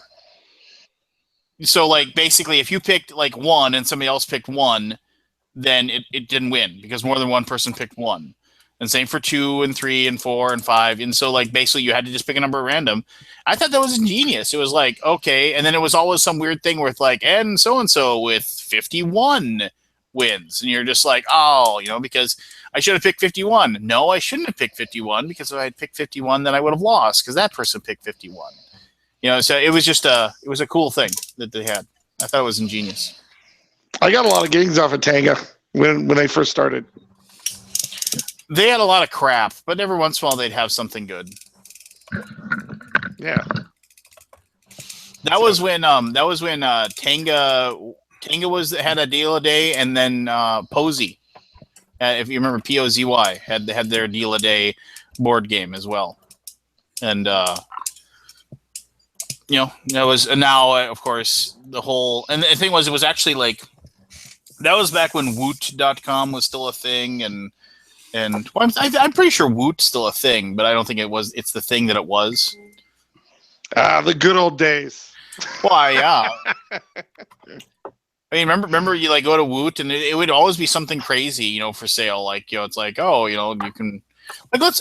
I'm going to go to Woot. I'm going to go to Woot right now and see what Woot.com has for sale right now. Woot went to hell when Amazon bought them. Oh, Amazon bought Woot? A long time ago. Yeah, a Samsung unlocked refurbished phone for $180. Pretty decent. I think Amazon bought Woot anyway. No, you have to look it up. But it used to be cool because it was just one item, and now it's like, oh, what's our Woot deal in home and kitchen? What's our Woot deal in electronics? What's our Woot deal in computers? So it's just kind of like, I don't know, it gets annoying. You can get a 16-inch portable LED monitor refurbished $70 on Woot computers right now. Yeah. Hooray. Amazon owns Woot. They bought them in 2010 for $110 million. I bet they were happy to get rid of it. Yeah. So there Woot was go. better when it was like every morning you'd log in and go, what's going to be up today? What's going to be up today? And now there's like 500 things, so it's just a damn cheap ass store. Well, yeah, and it's just And then you get the Woot off days when you get excited. You'd be like, oh, what's coming up next? What's coming up next, right? Yep, and then the Woot offs were, a big deal. Then you try to get a hold of one of the bag of craps that were like $1, and it's just gonna be random crap in it. Yeah, I got like two or three bag of craps. And they were all I never got anything good. Like every once in a while, like some random person would get like a TV in them and stuff like that. It was actually like a big deal. But I remember like the only thing I ever got out of like one of my bag of craps that ain't worth anything. Was like an actual like big, really nice hiking backpack, which was technically my bag because you actually got a bag that your crap came in. Right. And so and the other three things that were in it were garbage. But I actually got I still have it somewhere. Like you could take it hiking, and it was like a high quality backpack. But that was the only thing I ever got. Which I've used obviously a lot on all my hiking adventures. When I'm doing my portages up in the Boundary Waters, just lugging. I've been at the Boundary Waters twice. That's awesome. That's a good time. I've been to Boundary Waters twice actually too, but actually I'm heading back up to the Boundary Waters again to go fishing with my dad and my older brother at the end of July. So I'm looking forward to that. So I'm not like dragging a canoe on my back or anything. We're going in there and having a cabin and stuff like that. So we drug canoes. It was fun though. I was in high school, so I got science credit. Mine was in high school too, but I didn't have the canoe. I carried the kitchen backpack, which weighed like 300 pounds. It was like carrying the kitchen backpack sucked so bad when you left, but by the time you went home, you're like, easiest job in the world. Yeah, it's like because it had all the food in it and all the utensils and everything in it, and like I still have a scar on my knee for when I was going down a hill. And the weight of it pushed me forward, and I toppled over, and I skinned the heck out of my knee, on a rock or whatever. And they actually I was on the second day, and so me and hydrogen peroxide were my friend to make sure that I didn't get an infection for the next 3 days. I had to play doctor on a trip because somebody busted the bottom of their foot open, so I had to take care of it for them the whole trip. That was fun too. There you go. That crap always happens when you're up there, but. You saw some interesting stuff, like you're going down rapids. You're like, what's that thing that looks like a big rock? Oh, it's a canoe wrapped around a rock. Okay, that's in the way. Time to portage. Yeah, exactly. So fun stuff. But all right, so ostensibly this is a show about board games. Does anybody have anything they're excited about as far as games they've played recently or things that they want to play in the future? I will say this. You do this all the time. You ask, and then you jump in and start telling a story. Well, let me say one thing. I do actually before a role-playing game, guys. Shut up. Those are good. So shut your mouth. But anyway, no. My oldest Kickstarter that hadn't sent me my stuff yet finally sent me my stuff, and that was Reaper Bones. I actually finally got that stuff. So that was old and what have you. So I finally got that. Now it's Lazy Gamer, and that's going to be never. Yes, exactly. So, which is too bad, but oh well. It is like a little bit of fun to go in there and check the comments and just the people that are like, maybe we can go to his house and see if like he has them. It's just like, no, I don't think you can Google it. You can find his stop. Don't do that. That's highly illegal. Here, stop. Just stop. It's not going to happen. Just kiss that money goodbye and recognize it as a situation where you just lost, and wrap your head around that instead. So people are going to show up at his house with lumber and stuff and say, well, I'll provide everything, you just make it. Well, and that's just it. It's like it's obvious the guy hasn't made anything. He the parts that he needed just never. He didn't pay for them, or like he had to sell them for some reason or whatever. Because, like I said, the people that are living in the same town as him are saying, I will come to your house and get mine. You don't have to worry about shipping it. And he's just not responding. So it's gone. They're gone. It's never going to happen. Just accept it and move forward. Thank God it was Canadian money, so it wasn't really worth anything. Looks like the longest one I'm still waiting on is bottom of the ninth expansion and airlines. How long is one Seventh Continent? That I'll go get. Actually, I just talked to the guys at Serious Pulp the other day because they were talking to me about because I did a review for it all like 8,000 years ago, and they actually contacted me about when they're going to get their copies in and whether or not I wanted to do a follow-up review for it. And so yeah, they were saying July was when they're going to show up. The iPad for Stephen Avery, it ran out of power. That's why he's going. Yep, he just texted me to tell that as well. Yeah, so yeah, Seventh Continent is that's gonna be an amazing game. But anyway, Anthony, please tell me what you've been playing and whether or not it was cool. So I got to play Renegade, which is a game that's coming from Victory Point, and it was designed by Richard Wilkins, who you may know as Ricky Royal. Oh yeah.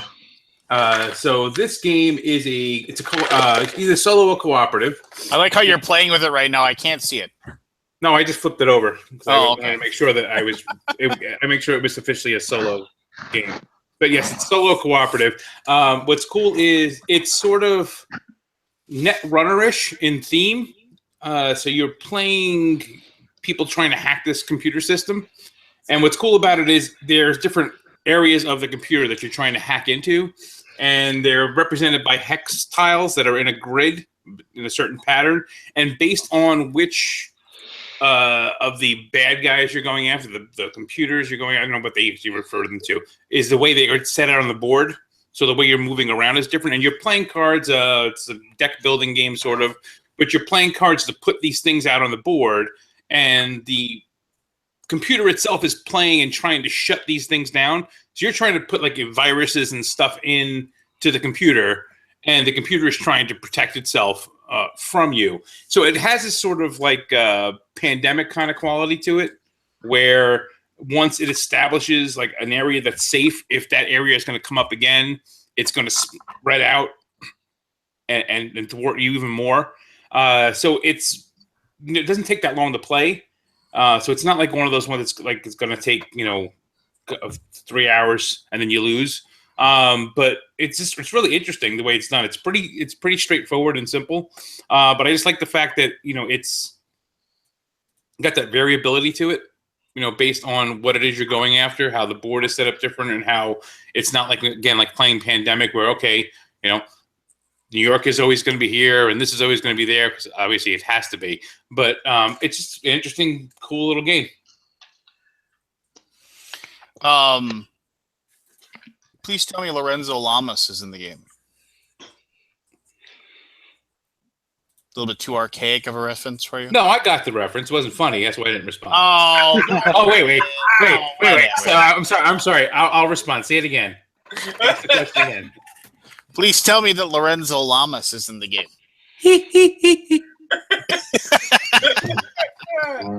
The Renegade. Wait, that's not the Lance laugh? Are you making fun of me? That's the He Lance. is. That's the Lance laugh. Not the regular laugh. That's the. That's funny laugh. Oh, I got you. The Lance mocking laugh. Mhm. I played Odin's Raven. We're talking about games that were Just one of them. yeah. Oh, is there two? Odin's Raven, Just one Raven. 2-player game. I enjoyed it. I also got a chance to play Gab. Played it twice.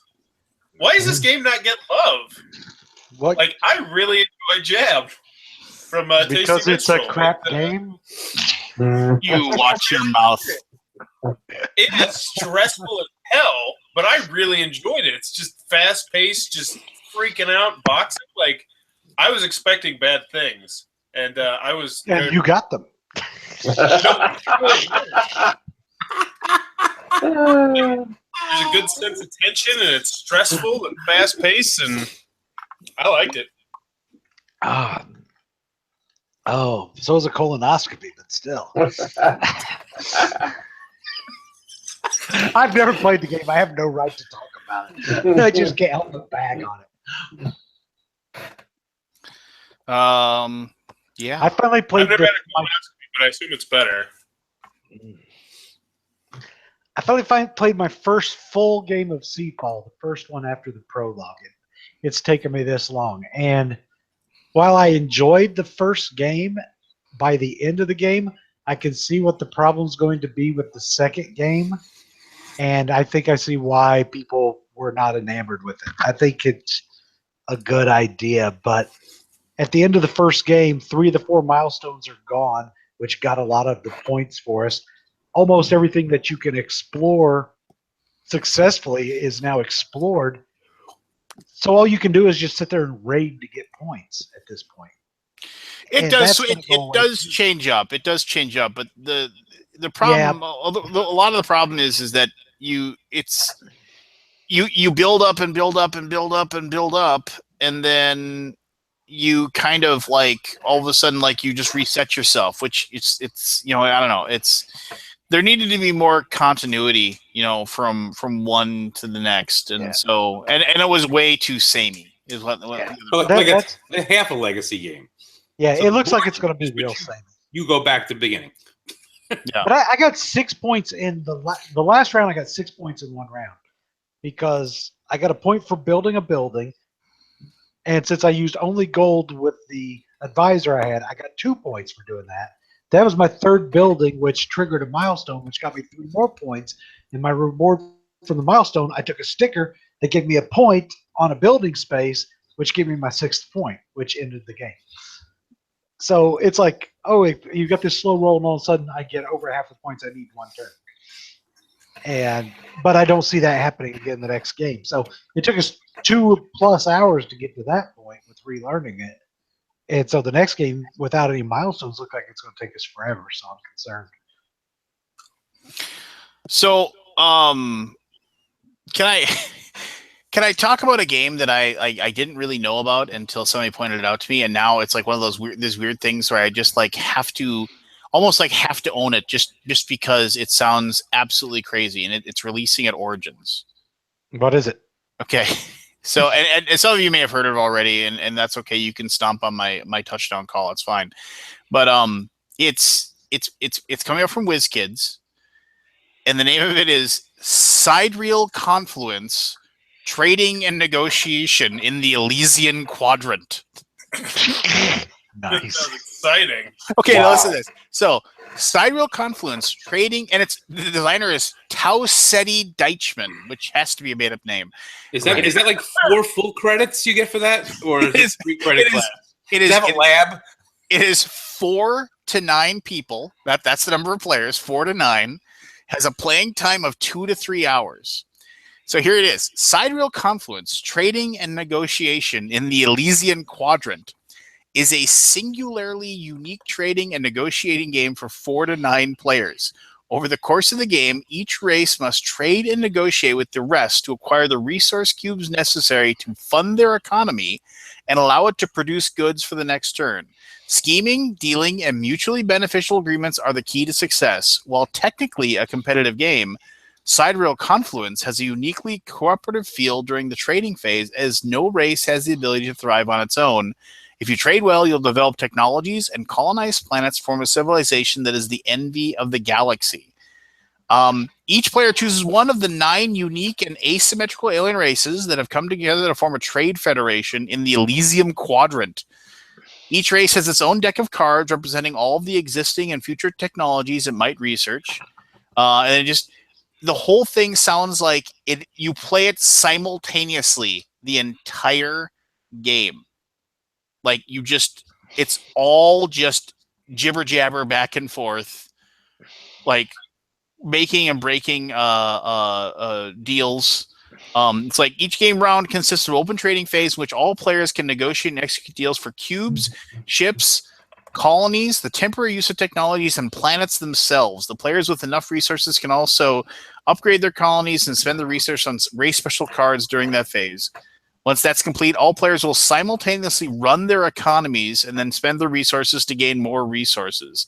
Then the convocation follows, starting with players sharing newly researched technologies. You would expect a convocation. And following with bidding to acquire new colonies and research teams. This sounds like a game where it's like, we dare you to play this. You know, just like, I mean, it sounds like somebody punked Eric Martin with an entry. Well, the guy who like a real game. The guy who designed this name is Tausetti Dykman. Yeah, Tausetti Dykman, which there has to be a nom de plume, if you will. Yeah. When one race builds a new technology, it is shared with everyone else. This is one of those things where it's just like, wait, there's a rule book posted. We must sit and play this at Origin. I am going to buy this. I'm calling it now. I am going to buy this. This sounds like an absolute crazy game. It might be a pile of steaming crap, but I am going to buy it and I'm going to try it out. I just the idea of it just is stunning to me. But yeah. Wait, here's the best thing. I opened up the thing for the rule book. You know, put comments below. And the first comment from May 23rd says, "Is it too late for editing?" Oh, that's a good sign. That is a great sign. Oh, but I don't know. This is the special thanks section said who's WHO''S, where it should say who's WHOSE. I skipped ahead to the end, saving the bulk of the rules for another day. Yes. Jump ahead. I want to know how this game plays, but let me know who you thanked first. I choose the games I play on who you acknowledge in the back. Well, just so you know, it has 26 Kalian cards, 32 Ini-Et cards, 38 Phaedron cards, 33 Imdril cards, 25 Kjazjavikalim cards, 41 Kutzerkutwurtle cards. I can't even pronounce this crap. So each faction has completely different numbers of cards. Oh, boy. Oh, it's got 13 ratings. Let's see. Oh, there's a 1. Oh, SMJJ from Sweden gave it a 1, so you know it's got to be good. That guy. But yeah, so I'm excited to try that out. I mean, lots of 10s and 9s. Well, and that's one of those things too, where nobody's going to play that game. Nobody's looking for a light dice-filled afternoon is going to like say, let's play Sidereal Confluence. And just you got to say the whole title. You can't just stop there. The whole name of it is just absolutely ridiculous. So there you go. I think we just play it, and after an hour, the first person who can actually remember the entire title of the game wins the game. Because that's right, probably. So how does WizKids pick this up? Because Zev is crazy. He's just picking up all kinds of Yeah. crazy stuff. Anyway, you were saying? So, how do you pronounce this? Is it sidereal or is it sidereal? The I don't know. sidereal confluence. I think it's Bob. How many copies? Everything else is silent. You have to wonder how many copies of Century Spice Road are made Origins, and you have to understand that all of them are going to be bought. Well, here's the best part of the thing. It's 4 to 9 players, but it's best with 4.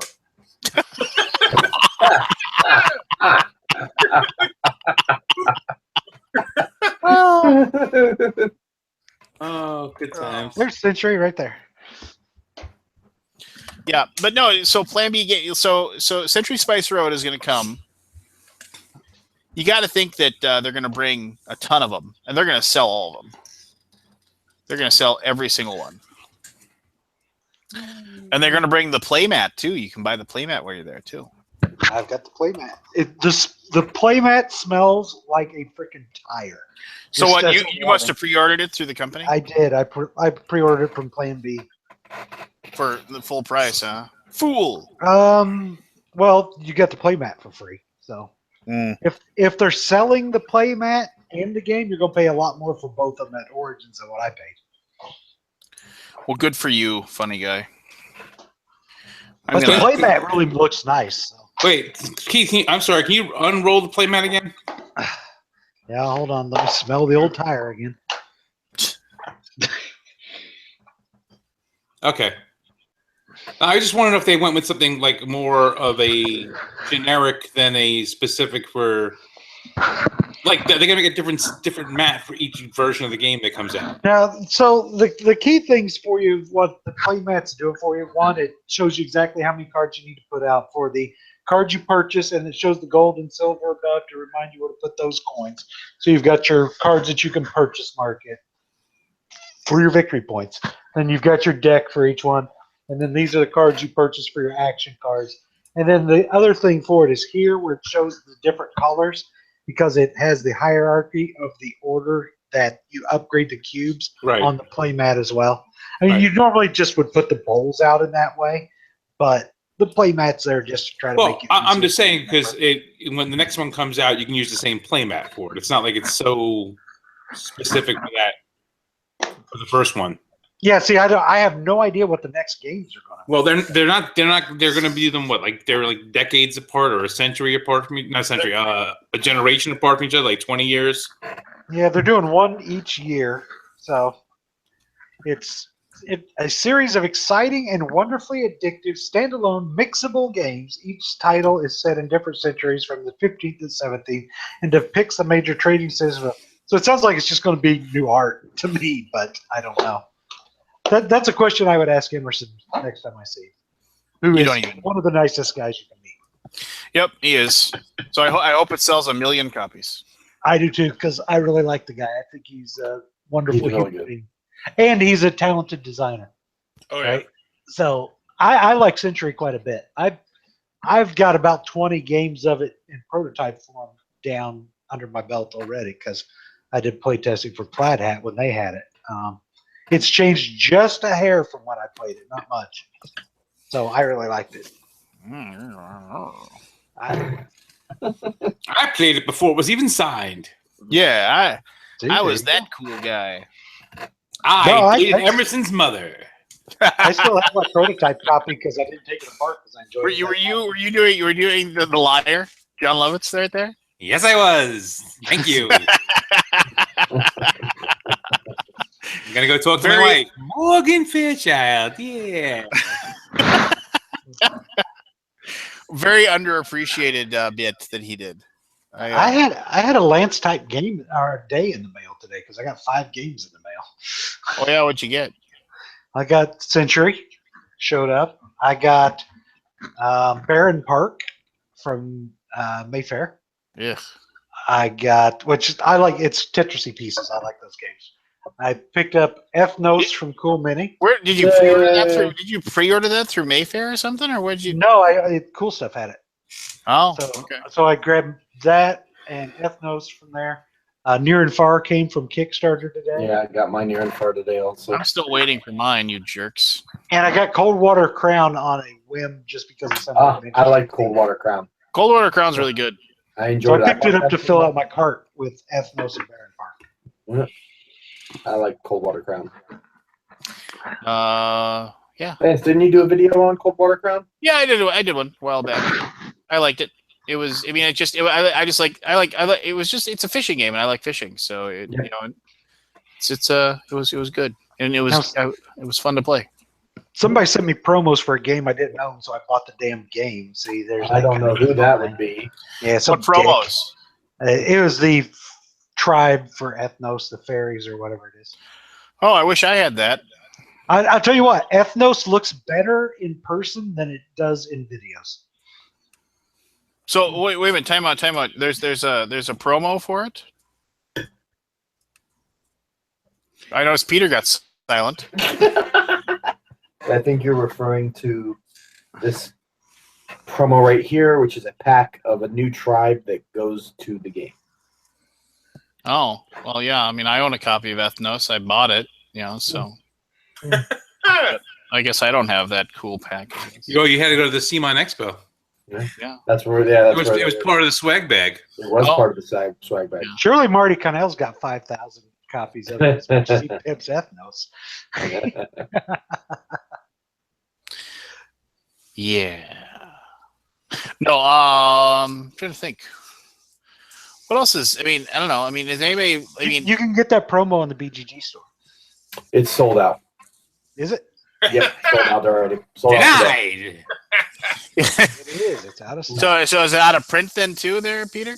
It could be, but you know a guy, so you'll probably be fine.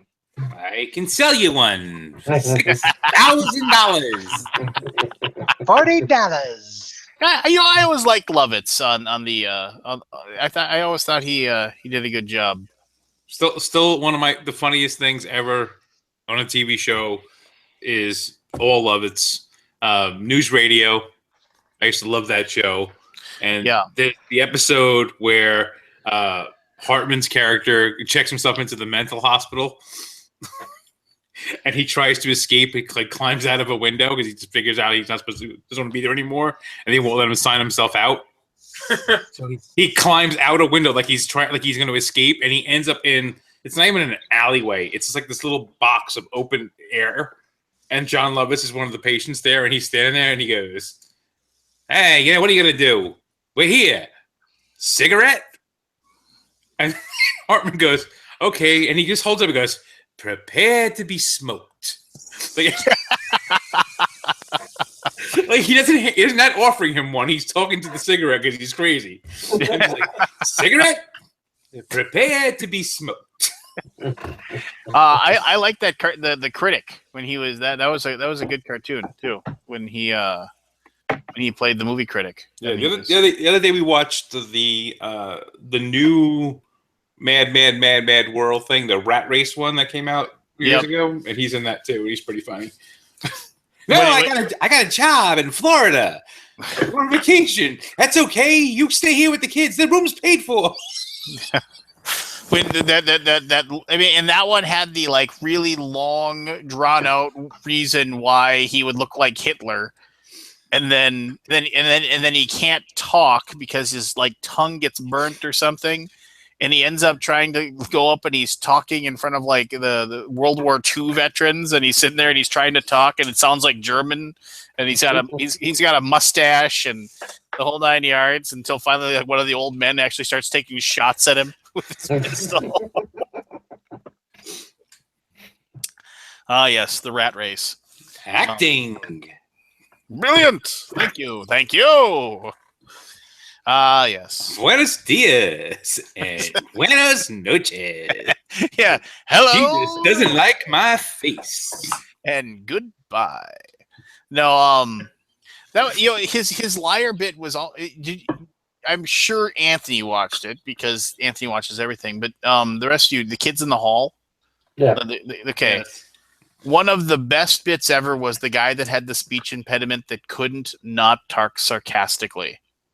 It was just like I just remember the one when the guy like sees like it was I think it was Kevin McDonald was the guy who couldn't not speak sarcastically, and like he's at a party and David Foley walks up to him and he's like, oh hey, I don't really know anybody here. I just figured I'd come over and hang out with you since you weren't really talking to anybody. I mean, do you know anybody here? Oh no, I know everybody here. I just can't help but talk sarcastically all the time. And he's just like, really? The lonely sarcastic guy. Yeah, he's like, really? I'm totally not lying. Please keep talking to me. I'm so lonely. He's like, why are you being a jerk? He's just like, I'm not. I can't help it. I'm talking sarcastically. Just, I like that. Anyway. I don't know. Any like geeky news other than that? Anybody reading like watching any? Has everybody seen Guardians of the Galaxy 2 at this point? Nope. Really? Hammered. I gotta watch it again. What? You were drunk when you went to it or something? I was shit faced. I went to the bathroom like. No, wait a minute. I didn't think you could drink at 16. Yeah,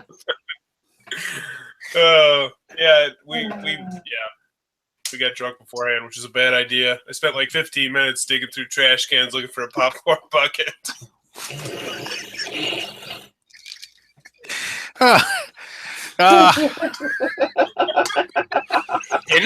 You get a free refill if you take it up to the front. They'll never know. They do. I mean, that's they get the free popcorn. I mean, when I get a bucket, I always get more when I leave. Just like why not? Oh, we get a bucket and we eat it before the movie starts, and then we send the kids out to get refills before the actual movie begins. How can you eat that much popcorn? Well, we get like 2, and we split it between the 5 of us. Oh, okay. Well, I'll go with my daughter, and we'll get like the smallest bucket, and there's still a bunch left in it when we're done. I mean, we just can't eat it all. I don't know. I don't know. It's. I got teenagers. They can eat. No, yeah, I mean, Guardians of the Galaxy 2 was good. It was a good movie. It wasn't as good as the first one, in my opinion, but it was still good. Did you guys hear that? Like, basically, because like I don't know if you saw this, but like they are very strongly hinting that when they get done with the Infinity War, when they get done with the 2-parter. And for Thanos and everything like that, that basically something's going to happen that's going to reboot the entire Marvel universe. It's just going to. No, that's what they said. It just. I believe it. That's just my opinion. Yeah. Well, no, but all of these actors are all done at the end of Infinity Wars. Yeah. So they're going to start them all new actors on them. So there'll be new Avenger movies and there'll be new Thor movie or whatever, but it'll be all new people. But it makes sense, right? I mean, they're getting tired of doing it, and they're aging. They're getting old, yes. And then you tie in the fact that it's like, well, I mean, if you're going to have like a cosmic cube and the Infinity Gauntlet and everything else, well, you can it's a perfect plot device to reboot the entire thing.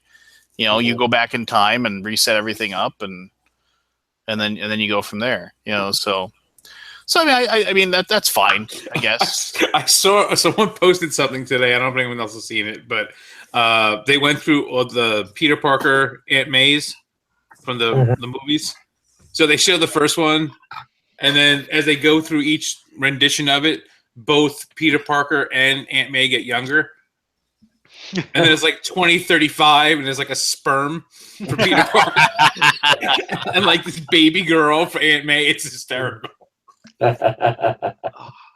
Before I go for the night, I was going to talk about a show I watched. I binge watched this weekend. I watched Riverdale. I watched the first 3 episodes of that with my wife, and it was okay. I mean, I don't know. It was an okay show, but it really pulled at nostalgia for me. So I was hooked because of how much I read Archie comics when I was a kid. So oh yeah, Archie. I thought it was just cool waiting to see who was who, right as they popped in. So I'm like, oh, there they are. Where's so-and-so? Oh, there they are. Who's that person? Oh, right, I remember her. Yeah. And it had one little Easter egg that I thought was awesome. and it had to do with Miss Grundy. They really changed the Miss Grundy role quite a bit in Right, the but- show. At one point in the show, you will see a throwback to the original Miss Grundy in the television. Like the shawl or whatever the show is wore, or what? No, there's something else, and it's in a point where you get it. If you're only 3 episodes in, you probably haven't seen it yet. Well, no, what is it? Just tell me. I don't care. You get to a point where you find out that the Miss Grundy you see is not necessarily what she appears to be, and they were Googling and researching, and they found an original Miss Grundy who was an old white-haired lady. And I'm like, Okay. there you go. Right? Well, I mean, I think we've gotten to the point where you find out that like she's stolen the identity or whatever. Correct, right. And the the- identity she sold was the old ladies. Ms. Grundy on the show, like she was the old teacher on the Riverdale show, but Ms. Grundy actually, her and Archie had a little whippity doo Yeah, they did. over summer vacation. Yeah. And, you know, she was the teacher sleeping with the student type of thing. What? Go on. But that was a neat little show. And I enjoyed it overall. Well, I was like, "What are you trying to be, Twin Peaks, or what are you? Yeah. Are you trying to be Beverly Hills 90210?" I mean, I was just. It's trying to be, well, I mean, come on. Freaking Archie's parents were Molly Ringwald and Luke Perry. How Yeah. awesome was that, right?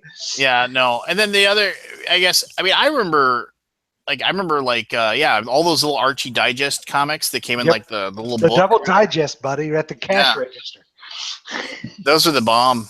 Oh, yeah. I used to read the crap out of those. So I enjoyed the little series for what it was. I mean, it's not awesome television, but if you're bored and out of stuff to watch, it's pretty cool. Which I realized I'm 2 seasons behind on Archer, so I'm working on that. And then freaking House of Cards dropped today. So, Dropped yesterday. okay. The 30th, it's. I've already gotten through like 10 episodes of that. So Yeah, I haven't started watching it. And Flash season 3 came out, so I've got to watch that too. So I went from being out of stuff to watch to having more that I know what to do with. So I'm going to say goodnight to everybody, and I won't be on next week because I'm on vacation. So I will be out of town. So somebody else gets to win when Anthony runs initials next week. So Ooh. oh, he's throwing down. I may be throwing a little bit of snap.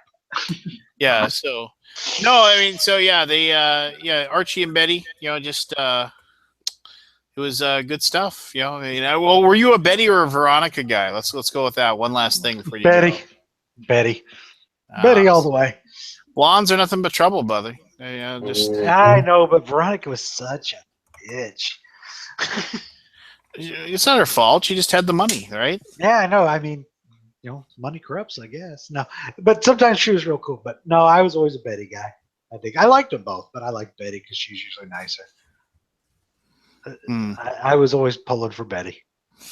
Okay, but everybody else, I mean, Anthony, you don't answer. I want to see if any, and you can't answer because I know you know the answer. What is Jughead's real name?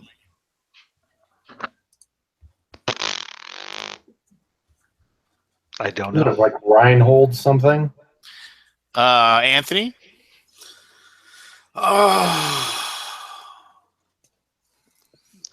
His last name's Jones. It is Jones. Oh my god, what the fuck is his name? It's a really weird name. There's a reason why he called himself Jughead.